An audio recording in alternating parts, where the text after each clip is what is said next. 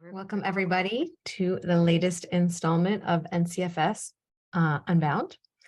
I am going to introduce our speakers and the book that they'll be discussing today. And then Andrea, our interlocutor, will be asking some questions, and there'll be time for you all to ask your questions at the end, or drop them into the chat as we go. I thank you so much for being here. Thank you to our participants, and let's get started. So I want to just say that the participants have been very humble in the bios that they gave me. So if you want to know more about their illustrious careers, just ask the chat GPT and you'll get the fuller version probably. So Corry Cropper is professor of French at Brigham Young University and the face behind the emails you get from the NCFS listserv.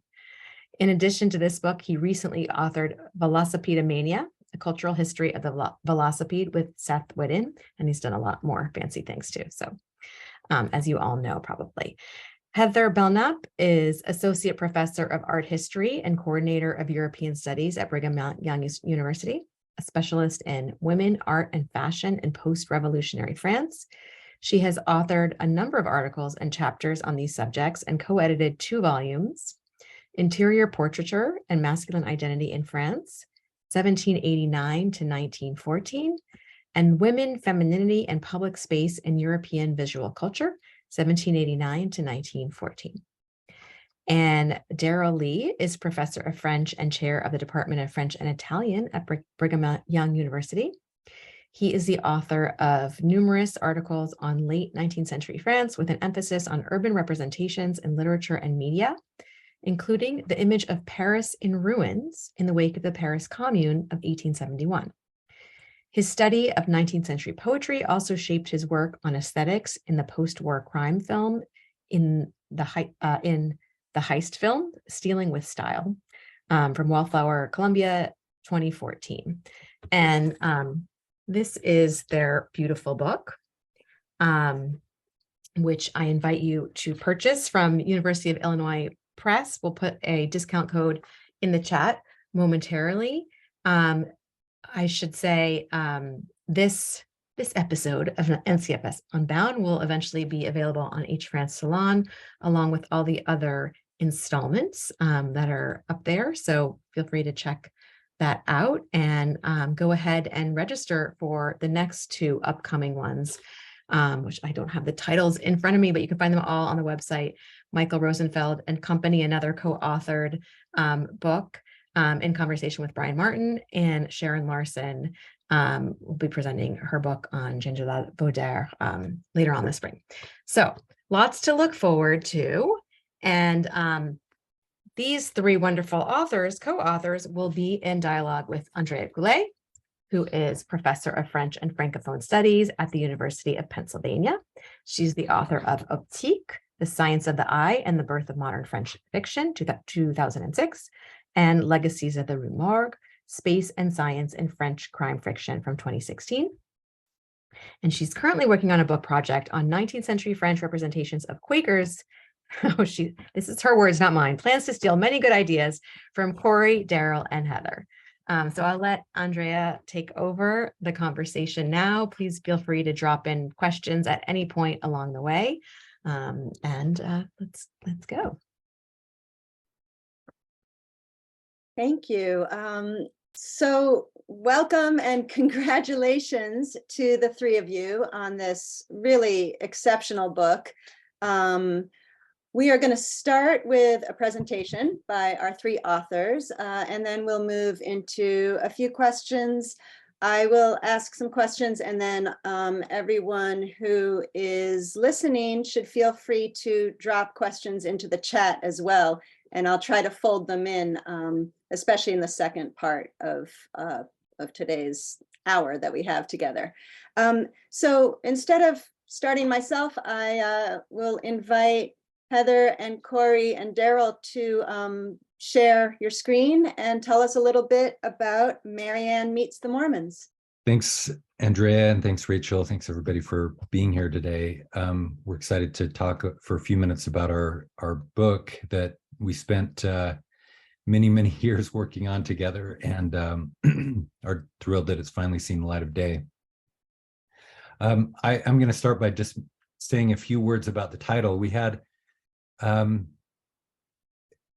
liked the title for a lot of reasons, but the press was worried that if we used the word Marianne, people would think the book was about Gilligan's Island. I kid you not. That was one of their the issues they had. And we have found that when we speak to Mormon studies audiences, they're a little confused. So we make the comparison with Uncle Sam, right, to try to help American readers of this book understand the significance of Marianne. And then on the Mormon side of things, in the Mormon studies world, we had a challenge there too, because the church recently has emphasized using the full name of the Church of Jesus Christ of Latter-day Saints. So we have a couple of footnotes right at the beginning of our book explaining that we're using the term that was used in 19th century France. And in fact, it's an image, or it's almost a character and a caricature that they created called the Mormons. And it's not necessarily related to the real life church or members of the church. So, and we were surprised when we started this project too, by the sheer number of texts and images, sociological treatises, plays, novels, short stories, humorous articles in the press. It's really remarkable how much the French, and far more in the 19th century than today, how much the French wrote about Mormons. And so the question we were trying to answer is why, what purpose did that serve?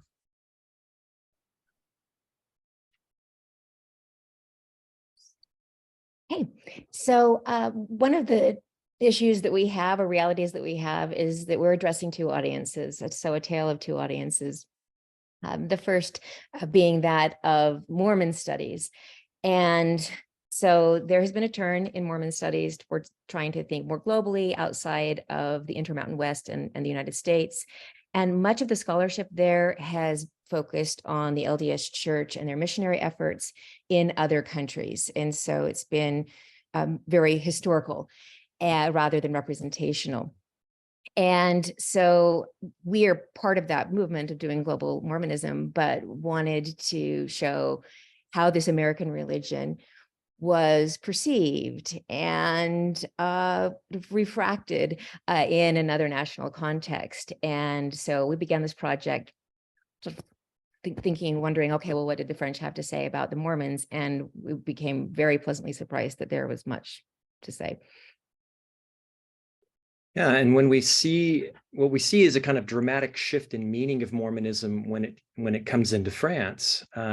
So this very far away, uncoded, unknown, strange religious and social movement becomes a kind of pawn for French observers. They instrumentalize it to explore what are very much domestic matters, including topics familiar to everyone in this audience that we're addressing, the rise of socialism, pre-Marxist socialism or romantic socialism, faith or state and religion relations across the 19th century, the conflit des deux France, for example, gender matters, the constitution of the family, divorce, marriage, even courtship, and matters touching on colonialism.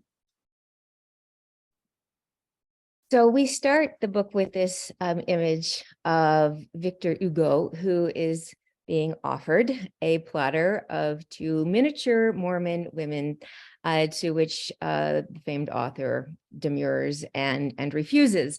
And we use this as an opportunity to demonstrate how there is this intersection, of various issues.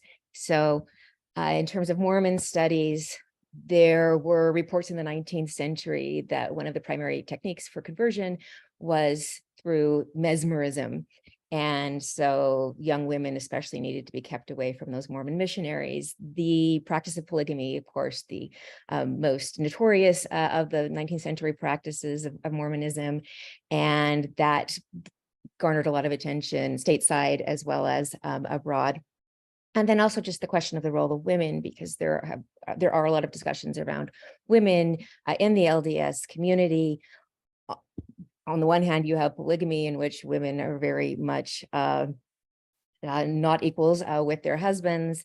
And at the same time, women in Utah, Mormon Utah, were the first to vote in a state election here in the United States in 1870. So a couple of those issues from that camp. But in terms of French studies, of course, this image invites all kinds of conversations about the issues of the population crisis and the need for greater natalism, some of the political issues of right and left, and this one, of course, with the emasculated left being suggested, discussions about the ways in which polygamy was perhaps already practiced in 19th century France in terms of having many, many mistresses, and then this fascination with alternate religious practices outside the Catholic tradition that we see in the 19th century and the exploration there.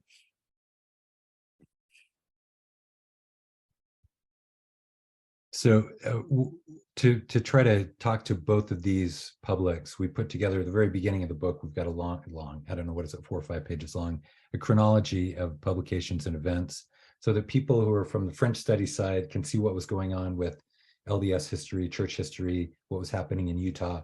And then people on the Mormon studies side could look at this and get a sense of the political regime changes, the big events that are that we deal with in the book in terms of legalization of divorce or Sansamonianism and other writings that regime changes in France that would impact the way Mormons were represented. Right, so let's go ahead and jump into some of the topics in more depth. Our very first full chapter deals with Mormonism and the social question. So you'll know that this is the era when Pierre Leroux, at least he claims this neologism, socialism itself. Well, reports on Mormon communitarianism got wrapped up in debates on the social question, socioeconomic status of these rising working class groups, industrialization, urbanization. And the group itself was compared to Saint Simonians, to Fourierists, to Icarians, and in fact, Mormons had encounters in the United States with Icarians and in France, for example. This, of course, is mostly stoked by fears on the political right about a kind of spectre rouge, these misguided, dangerous reform movements. And this image here that you see on the left connects this appearance of this new law, the Mormon law, arriving in the form of this Mormon prophet at the Bastille. You see the Génie de la Liberté there, but just evokes this general context of seeing Mormonism as a social reform, a utopian, and a kind of radical movement in the context of left-leaning radicalization in France at the time. The next chapter considers the woman question, primarily in the context of Second Empire France, and particularly one of the first translations, 2 came out in 1856, of Maria Ward's Female Life Among the Mormons. And it was illustrated, which the American version was not. So Copin had to imagine what these Mormons might look like, because there were very few in Paris. The first missionaries were there around 1850. So it looks like he takes recourse by going to famous Salon paintings and other visual materials from this period. So this is one of the comparative images that we have, in which we have a young woman who is consulting with the Mormon Brigham Young on the left, versus Joan of Arc, who is being interrogated by the Cardinal of Winchester by De La Roche on the right. Questions about masculinity, about femininity, ideals of both, the visual culture that we were able to, visual images and the culture that it kind of created are just, I think, really exciting. So the idea that well, some of these Mormon men ended up being emasculated because they only had so much hair or money or whatever it might be to support these men. And so we get some of those sort of questions about masculinity, which of course reflects concerns that are eminent there in France at the time, that powerful women, like the ones we see on the right, are Amazonian. They want to have political and social rights. And so a lot of these texts are in conversation with those issues. And this is the frontispiece for La Femme chez les Mormons that shows Joseph Smith, who is trying to heal or raise from the dead this young woman. And of course, this traffics in a lot of the tropes of the naive Christian martyr and just the power imbalance that can often be in a religious institution.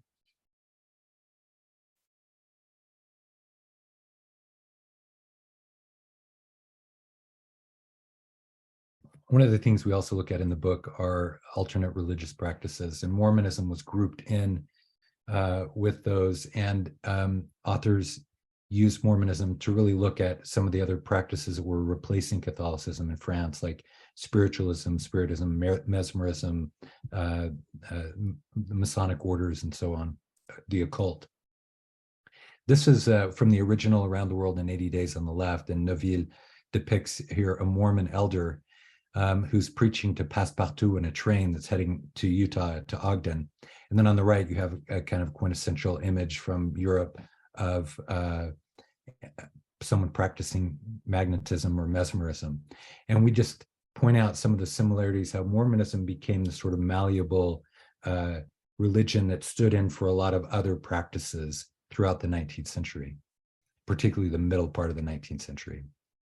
And here are a couple of images we just wanted to show you because they're so great. On the left is, and they're related to the occult, right? This is from an 1884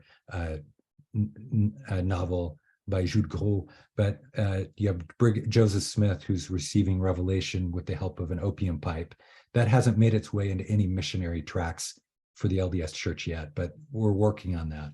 And on the right, this sort of fear of marriage. And you see this in Around the World in 80 Days too, right? Passepartout, his biggest fear when he comes to Utah is he's going to be forced to marry. And here you see this again. And the women that are being poured out on this poor man who's saying, "Get thee behind me, Satan," are coming from this cornucopia controlled by some sort of devil. So the illustrator and novelist Albert Robida, I'm sure that at least some of you are familiar with his work, got a lot of mileage out of images of Mormonism. This is an early one for him. What we can tell, it's his first. And it's depicting the effects of lectures given by Olympe Audouard, the kind of feminist who traveled through the American West, reports on this. And then with the patronage of Alexandre Dumas, you see in the upper part of that image, is giving lectures in Paris and saying how much she would like to see things in France improve in terms of family relationships. Mormon polygamy, she says, she much more approves than European polygamy, where mistresses are kept on the side, children don't have a place, you don't have the same kinds of civic and legal protections that you might otherwise have. So this image depicts the domestic bliss of a Mormon polygamist household. And of course, Robida is parroting all of this. You see this cherub in the lower right planting the flag of Mormonism over Paris. This is what Paris would look like. And hopefully you've had a chance to see a little bit of that text. Yeah. And so this next image is the other side of this coin, with Mormons, again, the faraway, distant movement out in the Great Basin, and this funny military review where the women in this case, going back to some of the gender issues of the Second Empire, are empowered here with their battle implements, and this poor emasculated broom holding polygamist patriarch on the left. All of this coming here on the heels of Utah granting women's suffrage in 1870, as Heather mentioned earlier.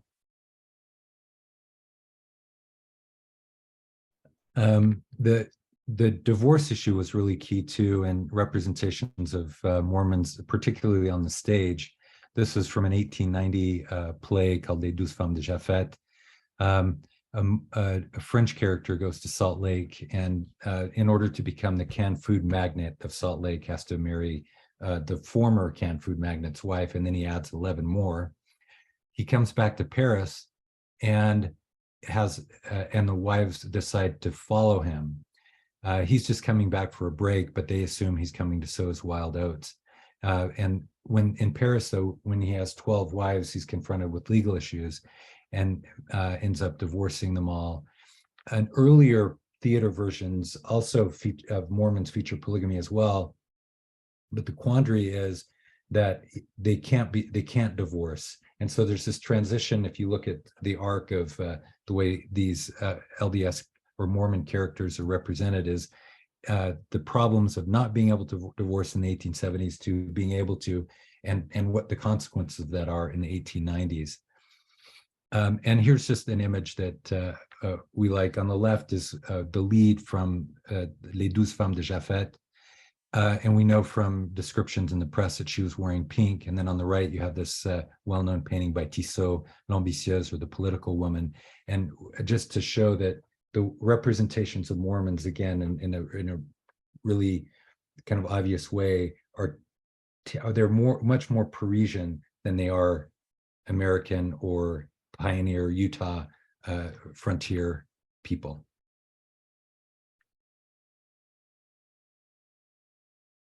So one of the enduring issues throughout the book is, of course, the representation of gender and gender roles and relations. And Robida is definitely the one figure who's most engaged in both writing and image making with the Mormons. And so he pens in Le 20e siècle. This is a futuristic novel that takes place some 50 years later, imagining the whole kind of change to the geopolitics of the world. And the Mormons have taken over England, and it is a topsy-turvy world in which the women now are at the helm of the political sphere, of the judicial sphere, of the penitentiary sphere. So I'm just showing you a couple of images with that. In fact, they will imprison men who refuse to marry. They go into the celibate prison. And so it imagines Mormon women, as these extreme Amazonian figures. We also deal with representations, of course, of and fantastical ones at that, of these Mormon women as being sex workers. That this is Robida's imagining of a Mormon household and what it looks like, and it looks more like a bordello with all kinds of fighting between the women, the sister wives as they're known, and neglect of the children who are just put off into the nursery in the attic. And so we'll see kind of a range in which these things are addressed. But the thesis of our book, of course, is that it's not so much about these Mormons in the American West, so much as these changing relationships that are happening in 19th century France. So to extend Heather's comment there about the two sides of Robida's approach to this, we'll finish on this image of the marriage docks of London and Paris with this Brigham Young looking character in the center, but these women of color from around the world who are on these marriage docks. And I'll wrap this up pretty quickly here by using a quote. If we get one chance at a quote from our own book: if a certain representation of Mormonism seems eternal in France, it is precisely because it carries out a function similar to that carried out by folklore. It justifies French attitudes and behaviors, enables a mode of self-questioning, and gives voice to cultural desires and anxiety. And this one here embeds, of course, gender matters, but then also gives us a kind of colonial context. Heather does a very astute job in the book of connecting images like this to Salon paintings of the time. Say something like Delacroix's Femme d'Alger, a Jérôme, a Long. In any case, this very much says a lot about France's aspirations or anxieties regarding its colonial imperative coming in the late 1870s with Jules Ferry leading out. In any case, all of this suggests that Mormonism served multiple uses and the French put them to work. And we hope that our research on this is of interest to you. Thank you. Thank you so much. There is so much here. I'm very excited about this book, and I hope it's going to reach a very large audience, because I think that, as is obvious from the presentation, the sort of quick overview you just gave, it's not a book that's just about a kind of niche religion or a little glimpse of America. It is, as you argue throughout the chapters, really about France. It's about how Mormonism served as a mirror for reflection, a screen for projections, a prism through which the French were able to analyze and think about their own society. And as such, it really could not have been written by anyone other than expert 19e-istes, right? Scholars like you guys. So, that'll come through as we talk more. But I want to start with a question that you address kind of across all of the chapters. What are some differences between how Brigham Young's and Joseph Smith's contemporaries in America saw Mormonism and the way that the French represented that religion? One of the things we noticed right away is that the books written about Mormonism in the 19th century are all from an American perspective, and they look at Mormons as the ultimate other. So the way we define ourselves as Americans is by not being Mormons, essentially. That's the argument that a lot of Terrell Given, Spencer Flume, and other Mormon study scholars make. So Americans are monogamous, they're Protestant, they're capitalist, they're white. There's a great book about the fact that in America, they coded Mormons as from another race called Religion of Another Color. And they're a threat. The sort of scary Mormon image is prominent also in England, by the way. But in France, there's this distance. And so it becomes an object of really humor. A lot of this is ironic, but it becomes this sort of self-reflection too. Right? So we're going to represent the Mormons and them dealing with marriage issues because we're dealing with those. We're dealing with what the family needs to look like, or with social issues, or with colonial issues, because those are our preoccupations. So, but it gives them this is what the French have done from the beginning, right? With literature, they set it in Spain, or they set it in some other place to talk about issues that are pertinent to the court, to Paris, to whatever, right? But to have that distance so that you can laugh and analyze and maybe escape some censorship as well. And in France, Joseph Smith is presented as a kind of charlatan, and there are very few actually representations of him because he died in the 1840s before there is this kind of wave of interest in Mormonism. But we have a lot of representations of Brigham Young, and he is largely admired for the ways in which he is able to build this very economically profitable colony out in the desert, and the way that he leads people out of the Midwest and to this remote area of the Utah Territory. And it just serves as, most, I think, find him very admirable in being able to do that. Yeah, you even suggest that he is seen, Joseph Smith was seen as a double for Napoleon III in some authors, right? Right. Paradoxically, they are less othered or exoticized or orientalized by the French than by their own compatriots. Right? Yeah, Exactly. sure. And it is an important point to make that the church comes to France in the early 1850s. There are a few converts, a few missionaries. It's not very successful, and they closed the mission in the 1860s, and we don't have LDS missionaries there until 1911 or something. So there are a few actual practicing Mormons in France, but not very many. And certainly they wouldn't be recognizable as a type. So these representations are again, largely based on the social types that we see in France.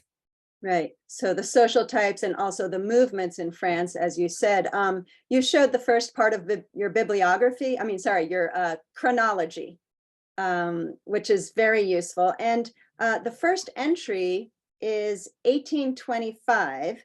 That is 5 years before the Church of Latter-day Saints is founded, right? You start with the death of Saint-Simon. So why do you start with that? And what does Mormonism have to do with the French socialist movements? You mentioned it a little bit, but what sorts of affinities and parallels did the French thinkers see between the Mormon church and French utopian societies? Yeah, so remember, I'm going to use terms like socialism and communism, but this is the era of the premier socialisme in French, and then romantic socialism, so pre-Marxist. We put 1825 in part because of the death of Saint-Simon. He's one of the first major reformers, but not just because of that, because that's also a date when there's published writings that he makes on the French Revolution, Christianity, and social reforms, political and economic reforms. And so we wanted to say this is already a current that's occurring in France, where the common story that we hear is it's Catholicism or nothing, it's secularism, and that's not really the case. There's a great deal of religious foment, at least in the early part of the 19th century. And because of that, and then because of some of the material approaches to the social group on the Western frontier, they've got agricultural cooperatives, they've got shared property, and then eventually shared family structures with polygamy. These things immediately captured the fascination of French writers, mostly on the right, to say, oh, this looks like what's going on with what the Saint-Simonians are trying to accomplish, especially with Fourierists and perfectionists, Owenites, and then the Icarians, working class folks. And so they immediately seized upon the parallels with those approaches to organizing societies and economies, especially at moments of disruption in France, 1830, 1848 especially. There's a great deal that's written. But from 1832 onwards, journalistic accounts, at least for the first 2 decades, are talking about the Mormon Zion, this new kind of utopian space that's on this virginal kind of landscape of the American West. And so it was sort of a confluence of a lot of possibilities and foment within France that led to those kinds of assimilations. Yeah, you mentioned the landscape, the particular landscape of America, which doesn't figure that much directly because, as you said, most of the French talking about Mormons don't know the American situation that well. But in your fascinating chapter about the practices of spiritism and spiritualism, you do connect the French historical context to the infrastructural uncanny of America. I guess that's I don't know how to pronounce it. Goen? Mm-hmm. Goen? Yeah. Can you tell us a little more about, can you tell us a little bit more about that? How the mesmerist fashions connected. It's super interesting that spiritualism begins in upstate New York along the Fox sisters and their table rapping, and that gets quickly adopted into upper class circles in Europe. Actually, the mediumism of the Fox sisters, and they're right along the Erie Canal. And at about the exact same time, this was also slightly uncanny, but because I don't know that people have made this direct connection before, but at the same time, Joseph Smith lives right by the Erie Canal and starts Mormonism. So it's the same impulse and this connection.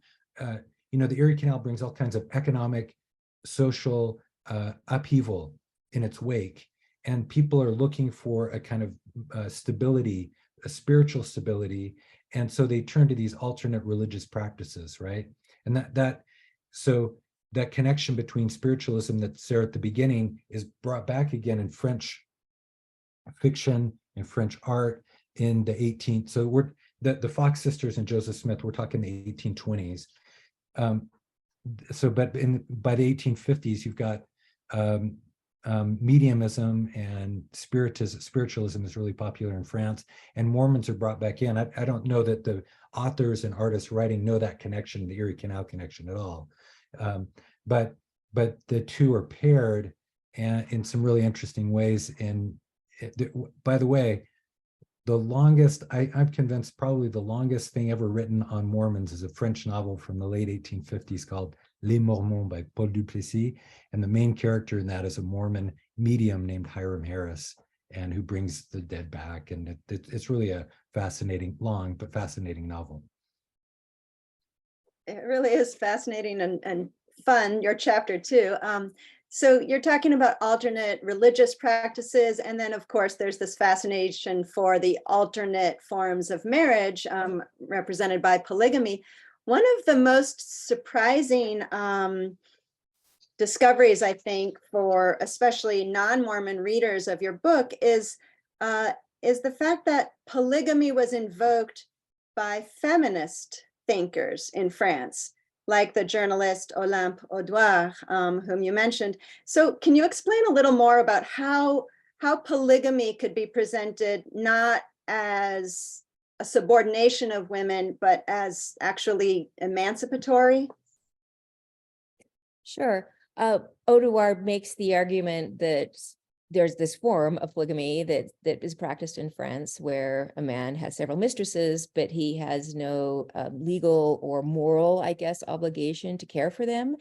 And so from Audouard's perspective, it's the Mormon practice is more, I guess, equitable and just and the like. And it would be a mistake to say that there were many others who agreed with her. Unfortunately, she's the only woman, French woman, who comments on this practice. And that to me was a troubling thing, is that it's almost exclusively men who are writing about this particular phenomenon. But I do think that she saw that possibility. And in her travelogue, when she spends, I think, 10 months, is that right? Something 7-10 months, something like that in Salt Lake. She talks about the family organization and the division of labor and how these sister wives were able to support one another, and that some of those domestic responsibilities were lightened as a consequence. And so she saw, I think, also some just kind of practical ways in which polygamy might work. Yeah, I thought that was very interesting, almost convincing. You know, well, the debate rages on too. If anybody watches reality TV and the like, as to, you know, whether or not some of these forms can offer that. Right. Because, you know, if 10 women are doing the household duties, it frees up time for personal pursuits, including, as you mentioned, voting or political or social pursuits. Right. And the men were often away serving missions or doing other things. And so in many ways, women had a lot of responsibilities here and a lot of freedoms. Yeah. And one of the things that other authors that you mentioned also come back to is that the practice of polygamy is less hypocritical and the customs or the fact that in France, men had multiple mistresses, illegitimate children. Right? Yes. And in fact, we end in the final chapter. A book is published in the early 20th century around the seating of Reed Smoot, who was senator from Utah, who was also a church authority. And there were questions about the division between church and state, accusations that he was, or the church was still practicing polygamy. He was not. Anyway, it's a farce. It's also, I don't know, what genre would we call that book? It's the whipping genre. It's the whipping genre, in which the folks from Mormon Utah hire a spy to go and see about all of these other sexual practices and liaisons that the American senators are having. And it goes through Senator A, B, C, D, with all of their various fetishes and the like. And yeah, just points to kind of the hypocrisy that abounds in these questions about morality and the like. Yeah, that is actually somewhat related to a question I was going to ask that Pamela Geneva asks in a different way. So I'm going to go ahead and read her question from the chat. She's asking about parallels or differences between the French and the English and European obsession with the Orientalist image of the harem in the East, with the somewhat later fascination with the Western American image of polygamy in Mormon figurations. And you talk a lot about that in your chapter on colonialism. And I think that in a way, the idea of Mormon polygamy replaces so the harem or the seraglio, Gros Richard's book on what is it called now? The structure of this. Structure du sérail, yeah, that he talks, he basically says that the way the French represent the sérail, the seraglio, reflects what's going on in France in the 18th century. You could make the argument that Mormonism replaces that in the 19th century. And one advantage to using Mormonism too over, say, this sort of vague idea of the East or Orientalism or is that it's not encumbered by any kind of history, the sort of tragic histories. Particularly, I'm thinking of the Greek War for Independence, right? That impacted Europe and France in the early part of the century. That added a kind of tragic history to that to the East, right? Mormonism doesn't have that baggage, and so it's sort of fair game, and French authors and artists can go after it and use it and manipulate it and change it and fictionalize it however they want without really any kind of pushback.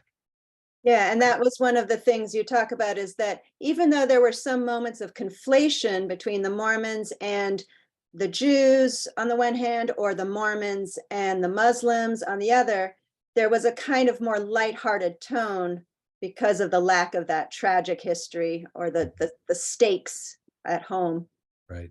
Yeah, precisely. If I could intervene, we didn't include this in the book, but we found sociological papers, anthropological papers at conferences in the 1870s and especially the 1880s, where they discuss these various forms, these models for family organization structures in polygamist countries.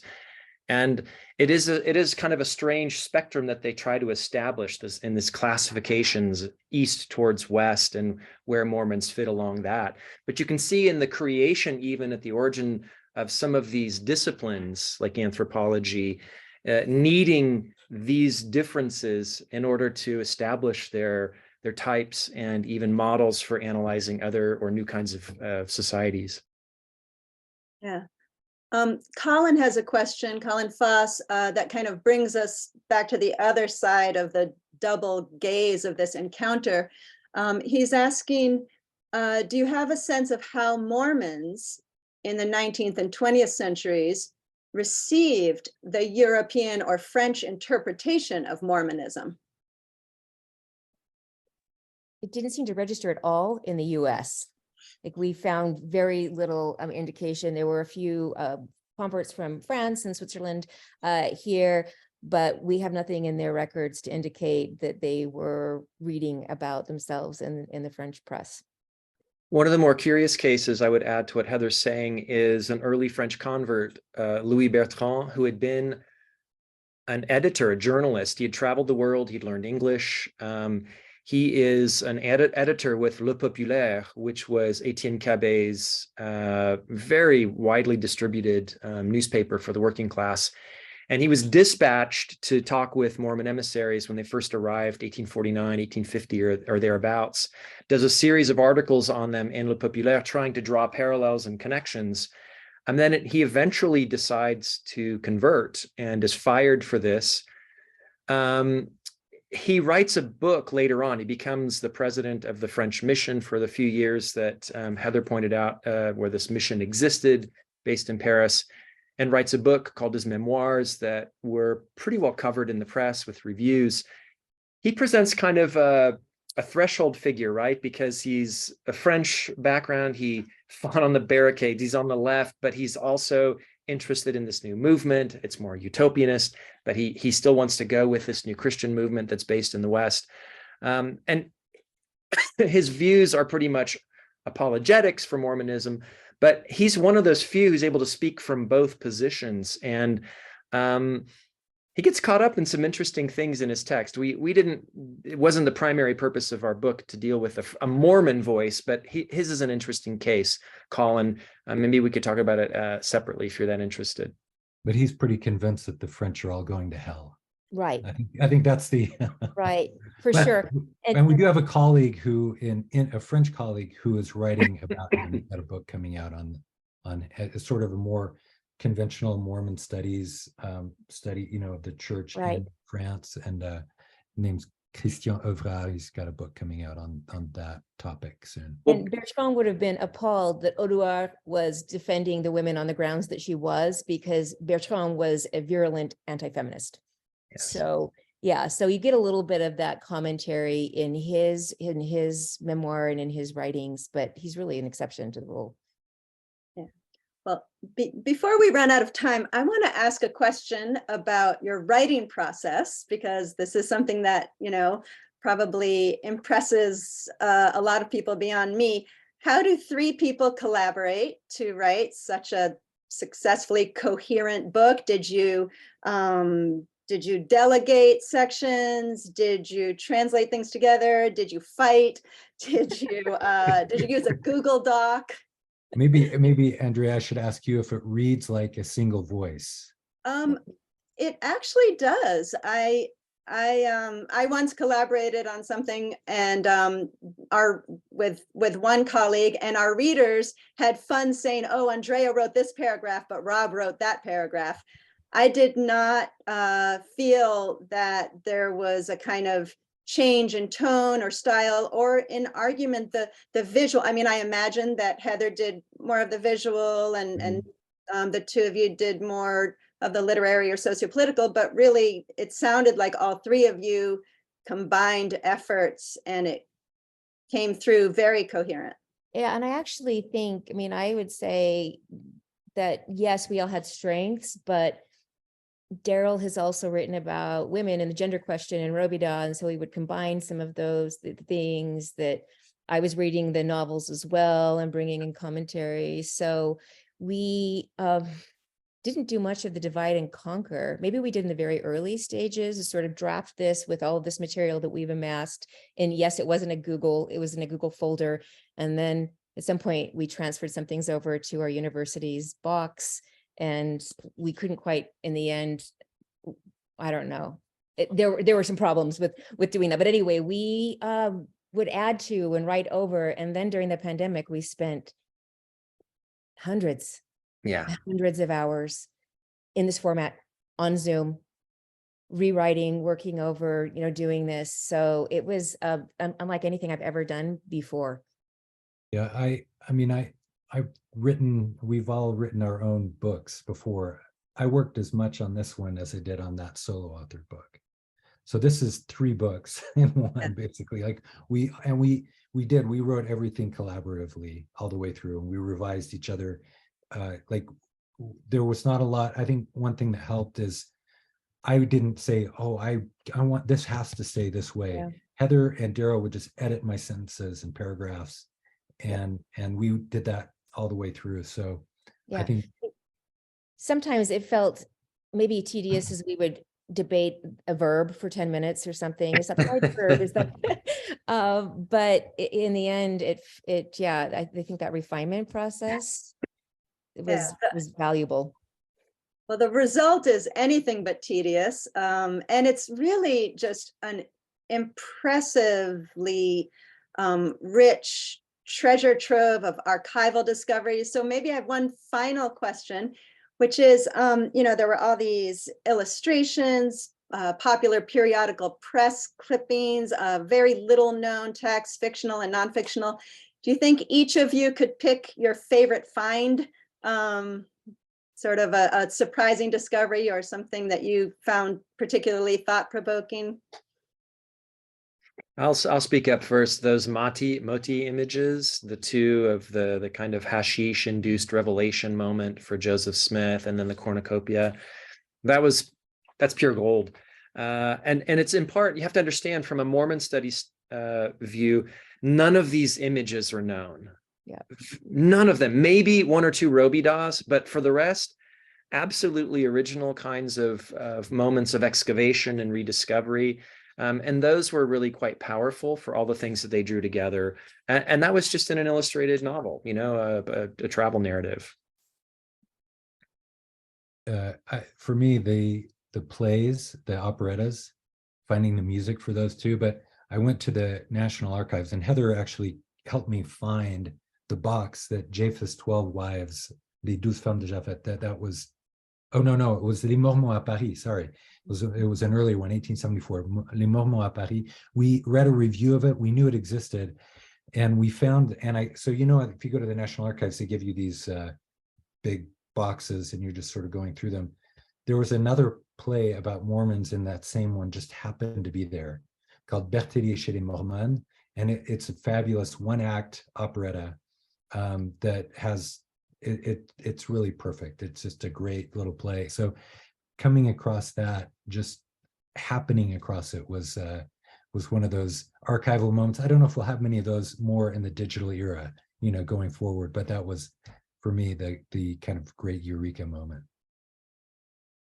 As an art historian, being able to work with images that are unpublished or haven't been published since the 19th century is just such a treat for me. And so definitely the visual was the most exciting for me, and particularly when I found the Hugo plate, because I knew that would be an important way for bringing in folks of, everybody knows Hugo from the French Mormon studies, French studies, from the Mormon studies, and just the consolidation of so many of those issues that were there. So I was really pleased to find that. Oh, Daryl is responding already to David's question of how colleagues at BYU received your book. I believe it already won a prize, right?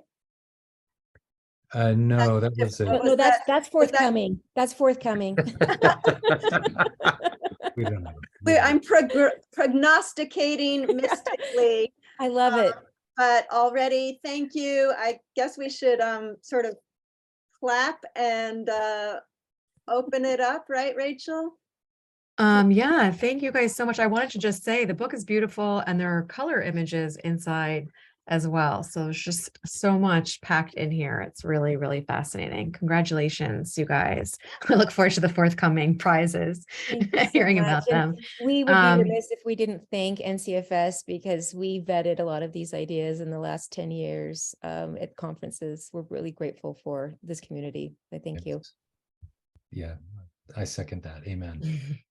Thank you.